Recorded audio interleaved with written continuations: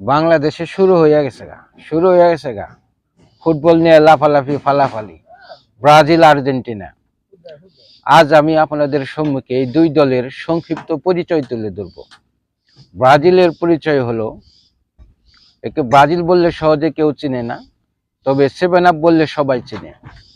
তবে এই দলে একজন তারকা আছে, 365 দিনের ভিতরে 250 দিন ইনজুরিতে থাকে। তাকেই কেন্দ্র করে এই দল গঠন করা হয়, তার নামই ব্রাজিল। আরেকটা দল হলো আর্জেন্টিনা। এই আর্জেন্টিনা বললে কেউ চিনে না, তবে 3 পিস বা আপা বললে সবাই চিনে। এই দলে একজন তারকা আছে, যার নাম হলো লিওনেল মেসি, যাকে বিশ্ব সেরা, সর্বকালের সেরা বললেও ভুল হবে না।